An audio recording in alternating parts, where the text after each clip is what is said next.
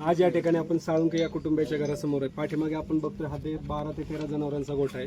साळुंके कुटुंबीय गेले 9 महिन्यापासून खडी क्रेशर, अवैध खडी क्रेशर आणि उत्खननासाठी प्रशासनाकडे, तहसीलदार असेल, गौण खनिज असेल, ग्रामपंचायत असेल, तहसीलदार असेल, प्रदूषण वायुमंडळ असेल, यांच्याकडे व्यवस्थितरित्या पाठपुरावा करत आहे.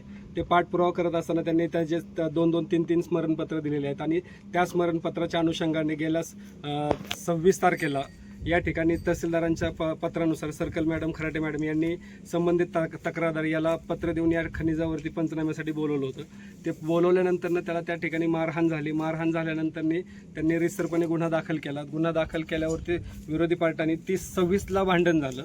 26ला भांडण झाल्यानंतर त्यांच्यावरती ह्यांनी गुन्हा दाखल केला. ह्यांच्यावर गुन्हा दाखल केल्यानंतरनं हे कुटुंबीय घरी आलं. घरी आल्यानंतरनं विरोधी जे फिर्यादी आहेत त्यांनी 30 तारखेला ह्यांच्यावरती जो 40 लाख रुपयाची खंडणी मागितली किंवा चोरीचा गुन्हा दाखल केलेला आहे, तो गुन्हा दाखल केल्यानंतर हे कुटुंब जे आहे ते 4 दिवसापासून निघून गेलेलं आहे. ते कुटुंब कुठं गेले, काय गेले याची कुठलीही कल्पना ग्रामस्थांना किंवा त्यांच्या नातेवाईकांना नाही आहे. आज या ठिकाणी त्यांचे जे 10-12 जनावर आहेत त्या जनावरांना पाणी पाजण्यासाठी किंवा धार काढण्यासाठी जी लोक येतात त्यांना इथं सहआरोपी केलं जाईल अशा प्रकारची दमदाटी केली जाते. त्या अनुषंगाने ह्या मुक्या प्राण्यांनी काय गुन्हा केलेला आहे? गुन्हा केला असेल, साळुंके कुटुंबाने केला असेल, शासन त्यांना द्यायची ती सजा देते. पण ह्या मुक्या प्राण्यांना जर आपण वेठीस धरत असलो आणि त्यांचे जर जीवन मरण्याचा प्रश्न होत असेल तर नक्कीचपणे हे बाब ही अतिशय गंभीर स्वरूपाची आहे आणि याची प्रशासनाने आणि कायदेशीर रूपे दखल घेऊन ह्या जनावरांची सोय लावा. ते साळुंके कुटुंबीय कुठं आहे त्यांनाही शोधून समोर आणा. जे काय ह्याच्यामध्ये खडी क्रेशरच्या माध्यमातून जे दहशत गावामध्ये माजवली जाते आणि आज गाव जे दहशतीखाली वातावरण आहे त्या दहशतीमधून भविष्यात खूप मोठा गंभीर स्वरूपाचा प्रकार घडण्याची शक्यता नाकारता येत नाही. ग्रामपंचायतीच्या माध्यमातून पोलीस निरीक्षक साहेब आणि तहसीलदार यांना या संदर्भात गेल्या 8 दिवसापूर्वी पत्र दिलेले आहेत. त्यांच्या पद्धतीने त्यांचा तपास चालू आहे. पण निश्चितपणे कुठंतरी ह्या साळुंके कुटुंबियावरती अन्याय होत आहे हे दिसून येत आहे.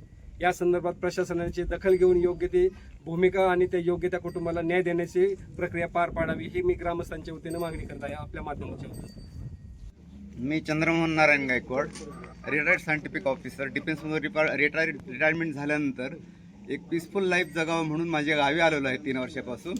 इथं आल्यानंतर पाहतोय की माझं गाव जे पूर्वी होतं तसं काही दिसत नाही आहे. गावाभोवती म्हणजे गावामध्ये जे पाहतो तर सगळी धूळ आणि म्हणजे हवेमध्ये सगळे धुळीचं प्रमाण जास्त आहे. तर हे काय आहे तर असं कळतंय की आजूबाजूला मोठे क्रेशर्स म्हणजे पूर्ण गावाला क्रेशरचा विळखा पडलेला आहे. तर या गावात राहण्याचं म्हणजे ते राहण्यालायक वातावरण सुद्धा नाही आहे. मग सगळं प्रदूषित वातावरण दिसतंय आणि प्लस लोकांच्या मध्ये पण असं वातावरण भीतीचं दिसतंय. ते का ते मला समजत नाहीये, पण वातावरण भीतीचं आहे आणि दहशतीखाली लोक असल्यासारखे वाटत आहेत. माझं नाव भाग्यश्री दत्तात्रय गाडे.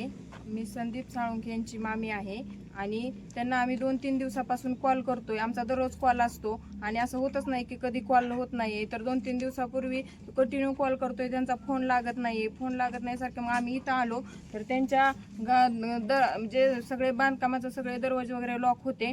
तर आम्ही विचारपूस केली शेजाऱ्याचं, त्यांनी पण कोणी काय सांगितलं नाही आम्हाला. आम्ही इथं गोट्यात आलो होतो. गोट्यात पण गायांची दूध नाही काढली, त्यांना पाणी वगैरे ठेवलेलं नाहीये.